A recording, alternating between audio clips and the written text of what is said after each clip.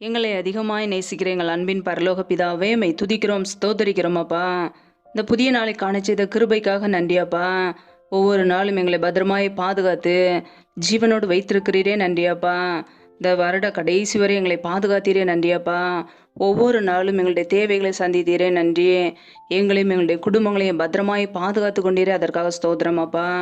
ஒவ்வொரு நாளும் நீர் செய்த நன்மைகளுக்காக நன்றி செலுத்துகிறோம் அப்பா. உடைய கருத்தில் எங்களை தாழ்த்தி ஒப்போடுத்து ஜபிக்கிறோம். நித்தமும் எங்களை நடத்தினீர், அதற்காக ஸ்தோத்திரம். செம்மையான வழியிலே எங்களை நடத்தினீர், அதற்காக ஸ்தோத்திரம் அப்பா.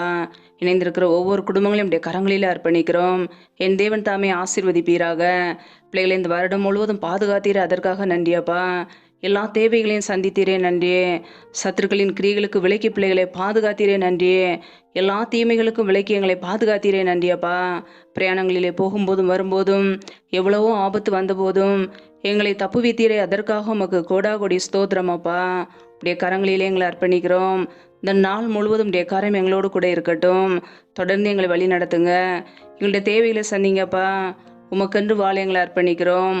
ஒவ்வொரு நாளும் உடைய கிருபையினால் நிரப்பி, உடைய வல்லமையினால் நிரப்பி எங்களை ஆசீர்வதிங்க, பயன்படுத்துங்க. ஜீவனுள்ள நாட்களெல்லாம் நன்மையும் கிருபையும் தொடரும் என்ற வசனத்தின்படியே ஒவ்வொரு குடும்பத்திலும் உடைய நன்மையும் கிருபையும் தொடரட்டும். ஆசீர்வதிங்க, பலப்படுத்துங்கப்பா. முற்றிலுமாக உடைய சமூகத்திலே தாழ்த்துகிறோம். எல்லா துதி கன மகிமை எல்லாமும் ஒருவருக்கே செலுத்துகிறோம். இயேசு கிறிஸ்தின் மூலம் ஜெபிக்கிறோம், ஜீவனுள்ள நல்ல பிதாவே, ஆமேன்.